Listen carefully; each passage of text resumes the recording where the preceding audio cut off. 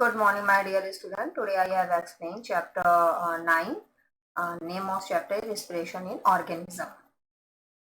Firstly, we have to explain respiration. So please listen very carefully. You can better understand. Respiration क्या है? हमने अपने पिछले class में पढ़ा हुआ था कि हम बहुत सारी चीजें खाते हैं जिसमें कुछ सॉल्युबल सब्सटेंस होते हैं, कुछ इनसॉल्युबल सब्सटेंस होते हैं. ठीक है, तो glucose by the process of digestion, glucose जो होता है मेन सोर्स है एनर्जी का, जो हमारी बॉडी को एनर्जी देता है. तो इसमें स्मॉल इंटेस्टाइन और transport by the blood is various cell के थ्रू होते हैं और इनसाइड ये सारी प्रोसेस सेल के अंदर होती है.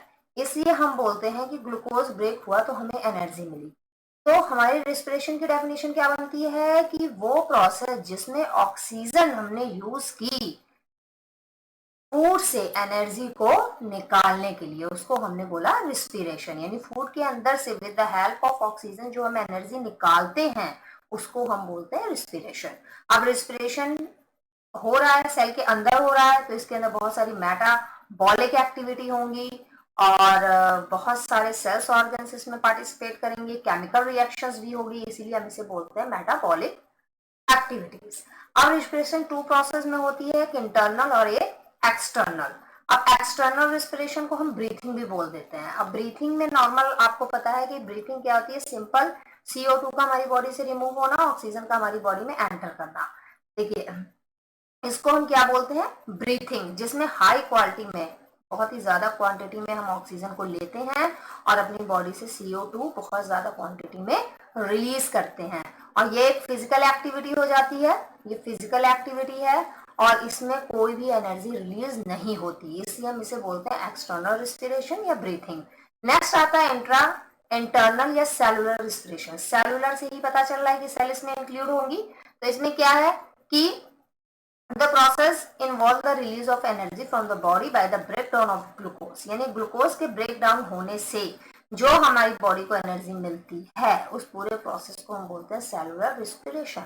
ये हमारी बॉडी के अंदर होता है और इधर जब हमारी बॉडी के अंदर हो रहा है तो इसमें बहुत ज्यादा ऑर्गन्स पार्टिसिपेट करेंगे और ग्लूकोज ऑक्सीडाइज होगी. ग्लूकोज यानी ब्रेक हो जाएगी. देखिए ये ग्लूकोज का फॉर्मूला है, ग्लूकोज हमारी फूड के अंदर है और ये ऑक्सीजन इसके साथ रिएक्शन कर रही है और ब्रेक हो रही है तो क्या बना रही है, एनर्जी रिलीज हो रही है, वाटर एंड CO2. तो ये क्या है कि इसके अंदर जो है केमिकल इक्वेशन भी इंक्लूड है, इसीलिए हम इसको बोलते हैं सेलुलर रिस्पिरेशन. अब इससे क्या डेफिनेशन सेलुलर की परफेक्ट बनती है, इंटरनल की क्या बनती है, ये केमिकल एक्टिविटी है, इसमें एनर्जी रिलीज हो रही है और इसमें सेल पार्टिसिपेट कर रहे हैं और इसमें एनर्जी भी रिलीज हो रही है जिसमें मेटाबॉलिक एक्टिविटी के थ्रू. मैंने बताया आपको मेटाबॉलिक एक्टिविटी क्या है, जिसमें सेल पार्टिसिपेट करते हैं, बायोकेमिकल रिएक्शंस होती हैं, इसको हम बोलते हैं मेटाबॉलिक एक्टिविटी. नेक्स्ट आता है रिस्पिरेशन इन ह्यूमन बीइंग्स में कैसे होता है. देखिए मेटाबॉलिक की डेफिनेशन भी दी हुई है, connect with the chemical reaction से कनेक्ट है हमारी बॉडी के अंदर ऑर्गेनिज्म. इसमें मेन पूरी लाइफ तक ये चलती रहती है तो इसको हम बोलते हैं मेटाबॉलिक. और ऑक्सीडाइज में क्या हो गया कि केमिकली जो है ऑक्सीजन कंबाइंड हो रही है. और बायोकेमिकल में क्या हो जाता है कि connect with the chemical reaction take place in the living things. जो भी लिविंग थिंग्स के अंदर केमिकल रिएक्शन हो रही है या बायोकेमिकल रिएक्शन हो रही है उसको हम बोलते हैं मेटाबॉलिक एक्टिविटी. अब आता है कि ह्यूमन बीइंग्स के अंदर रिस्पिरेशन कैसे होता है. यहाँ देखिए हम इसको डायग्राम्स के थ्रू ज्यादा बेटर समझेंगे. अब देखिए नेजल कैविटी है, यहाँ पे नेजल कैविटी से पहले क्या है कि नेजल कैविटी के अंदर उससे पहले नॉस्ट्रिल्स होती है जिससे जो होती है एयर पास होती है हमारी नेजल कैविटी के अंदर एंटर करती है. और नेजल कैविटी के अंदर जो नॉस्ट्रिल है, हमारी नोज है, नॉस्ट्रिल के इंटरनल पार्ट को इन्होंने नोज के इंटरनल पार्ट को नॉस्ट्रिल बोला है. ये क्या करती है, डस्ट पार्टिकल्स को या हार्मफुल सब्सटेंस या माइक्रो ऑर्गेनिज्म को वहीं पे रोक लेती है. और जो नेजल कैविटी है उसके इंटरनल यानी अंदर की तरफ जो होती है म्यूकस ग्लैंड प्रेजेंट होती हैं. यहाँ पर म्यूकस ग्लैंड प्रेजेंट होती हैं और ये क्या करती हैं, टिश्यू को ड्राइंग रखती हैं और एयर को, जो अंदर की तरफ एयर आ रही है उसको मॉइस्चर रखती हैं. और ये ब्लड कैपरीज के अंदर जो होती हैं, नेजल कैविटी से जो कैपरीज अटैच होती हैं इनके अंदर एयर आने से पहले वार्म होती है. तो ये सारी एक्टिविटी क्या है कि नेजल कैविटी के अंदर जो ग्लैंड प्रेजेंट है, म्यूकस ग्लैंड, ये सारी चीजों को मेंटेन करती है। अब नेक्स्ट है एयर पास हो गई, एयर इसके थ्रू पास होते हुए विंड पाइप में जाएगी, या फिर विंड पाइप हम इसे बोल देते हैं या ऑसोफोगस बोल देते हैं। लेकिन जैसे एयर पास हो रही है, इसको हमने बोला फाइनस के थ्रू होती है, और ट्रैकिया या विंड पाइप, देखिए यहाँ पे हमने इसको ट्रैकिया बोला है, ट्रैकिया या विंड पाइप के थ्रू अंदर एंटर करेगी। फाइनेक्स जो होती है ट्रैकिया और ऑसोफोगस के, वो क्या करती है, इन दोनों के बीच में से एयर को पास करती है। और जब ट्रैकिया ओपन होती है तो ये किस में ओपन होती है, गॉट्री में। यहाँ पर है, देखिए यहाँ पर ट्रैकिया है और ये विंड पाइप है और गॉट्री है, गॉट्रिस है। तो गॉट्रिस क्या करेगी, फ्लैप लाइक स्ट्रक्चर है जिसे हम एपिग्लॉटिस भी बोलते हैं। ये क्या करेंगी, फूड और वाटर को सेपरेट रखती, एक दूसरे से मिक्स नहीं होने देती। और जो ट्रैकिया होता है डिवाइडेड 2 पार्ट में हो जाता है। अगर ट्रैकिया डिवाइड हो गया तो हम इसको क्या बोल देते हैं, ब्रोची, और इसकी बहुत सारी ब्रांचेस को ब्रोचियस बोलते हैं। तो क्या ना, each bronchus lead into the lung, क्या है कि हर एक ब्रोची जो होती है किसके अंदर पाई जाती है, लंग्स। ये देखिए हमारा लंग्स है। अब लंग्स क्या है, मेन ऑर्गन है रेस्पिरेशन का। अब इसके अंदर क्या हो गया, चेस्ट कैविटी प्रेजेंट है, लंग स्पॉन्ज लाइक स्ट्रक्चर है। स्पॉन्ज का मतलब क्या है, स्पॉन्ज लाइक स्ट्रक्चर है, यानी इसके अंदर ऑक्सीजन आएगी, थोड़ा सा फूला हुआ लगेगा, रिलीज होगी तो थोड़ा सा डल। और ये ब्लड वेसल्स भी इसके अंदर बहुत सारे होते हैं। तो इन द लंग क्या है, ब्रोचेस जो है, ब्रोचेस की ब्रांच जो है 2 पार्ट्स में है। देखिए जैसे यहाँ 3 पार्ट्स में डिवाइड हो गई है, जिसको हमने बोला ब्रोचियोस। और ब्रोचियोस में tiny thin walled air sac है, जिसको हम ओलोविया बोलते हैं। ये देखिए ये जो है इनके ब्रांचेस हैं, और भी पार्टों में जो भी वो है। अब इसमें क्या हो गया कि each lung contain millions of tiny alveoli, बहुत सारे एलोवियल से कंटेन होता है। अब इसके अंदर क्या है कि नेटवर्क हो जाता है छोटे छोटे थिन ब्लड वेसल्स का या कैपिलरी, जिससे क्या होती है कि एक्सचेंज होती है गैसेस। अब एक लार्ज डोम साइज होता है, ये नीचे की तरफ होता है, जिसे हम डायफ्राग्राम बोलते हैं। डायफ्राग्राम में क्या हो जाता है, ये चेस्ट कैविटी के नीचे होता है, और ये चेस्ट को ये स्टमक से सेपरेट करता है और प्रोटेक्ट भी करता है। और ये बहुत इंपॉर्टेंट रोल प्ले करता है इनहेलेशन में और एक्सहेलेशन में। अब इसके मैकेनिज्म देखिए, अब यहाँ पे इसको देख लिया, नॉस्ट्रिल्स है, नेजल कैविटी के अंदर आई, फेनिक्स में आई, ट्रैकिया में आई, ब्रोची में आई, ब्रोचीज में आई और ओलोवियस में आई। यानी कि पहले यहाँ इस तरीके से एयर एंटर करती है, फिर बाद में ओलोवियस में ये एंटर करती है, जिसके अंदर हमारी ब्लड कैपिलरीज बहुत ही अटैच है, छोटी छोटी सी।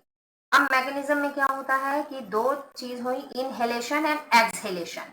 अब इनहेलेशन एक्सहेलेशन को इससे समझ लेते हैं, एयर एंटर करी आपकी बॉडी के अंदर। इनहेलेशन क्या है, the process by which oxygen rich air is taken into the lung is called inhalation. यानी कि ऑक्सीजन की एंट्री हो रही है हमारी बॉडी के अंदर, उसको इन्होंने बोला इनहेलेशन। अब इसमें क्या होगी, मसल्स होंगी, रिब्स, रिब्स केज है, ये देखिए जिसके अंदर हमारे लंग्स प्रोटेक्ट होते हैं। ये हमारा रिब केज है, ये जो बोन्स लाइक स्ट्रक्चर दिख रहा है, ये रिब केज हो जाता है।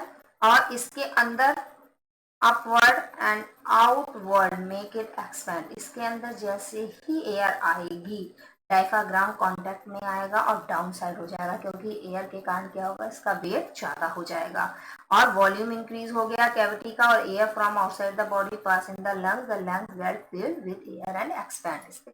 यहाँ पे कहने मतलब ये, जब आपने ऑक्सीजन को लिया तो ऑक्सीजन की क्वांटिटी में ये सारी, इनका वॉल्यूम इंक्रीज हो गया, इनका साइज इंक्रीज हो गया, डायफ्राग्राम जो है नीचे की तरफ चला जाता है।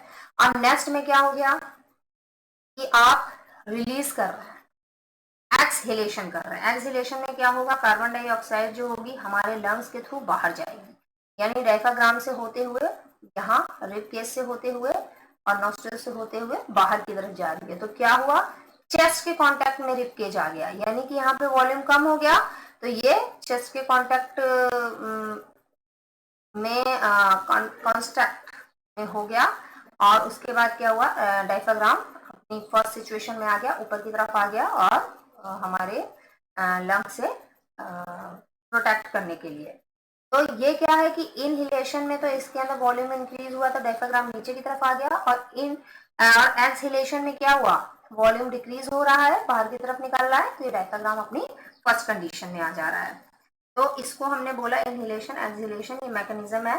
देखिए इसको हम प्रैक्टिकल करते हैं। अगर ये हमने ग्लास ट्यूब लिया हुआ है, इसके अंदर 2 बैलून्स हमने ले लिए, और जब हमने इसको इंस्पिरेशन किया, ये इनके अंदर मैंने एयर फिल कर दी, तो ये फूले हुए हैं। देखिए इनका साइज इंक्रीज हो गया, सब कुछ इंक्रीज हो गया। लेकिन जैसे ही मैंने इनके अंदर से एयर रिलीज कर दी, ये अपने बिल्कुल छोटे साइज में आ गए और स्पेस भी इनका कम हो गया। तो इसको हमने क्या बोला, एक्सहेलेशन। नेक्स्ट आता है, इससे कंक्लूजन क्या निकलता है कि डायफ्राग्राम क्या होगा, इसी तरीके से जब वॉल्यूम इंक्रीज होगा तो नीचे की तरफ जाएगा, जब वॉल्यूम डिक्रीज होगा तो ऊपर की तरफ जाएगा। नेक्स्ट हमारा आता है कि ब्रीथिंग रेट क्या है। ब्रीथिंग रेट क्या है, a number of the time of person breath in a minute is called breathing. 1 minute में पर्सन कितनी ब्रीथिंग ले रहा है, ऑक्सीजन कितनी छोड़ रहा है या CO2 कितनी ले रहा है, इसके रेशियो को हम बोलते हैं रेस्पिरेशन रेट या ब्रीथिंग। आप कह रहे हैं कि 1 breathing equal to the 1 inhalation and exhalation. Inhalation की पूरे प्रोसेस को कर रहा है, उसको ब्रीथ इज इक्वल, और एक जितना एक्सहेलेशन कर रहा है उसके रेशियो को ही हम बोलते हैं। जैसे 1 breathing rate varies according to the amount of oxygen required by the body.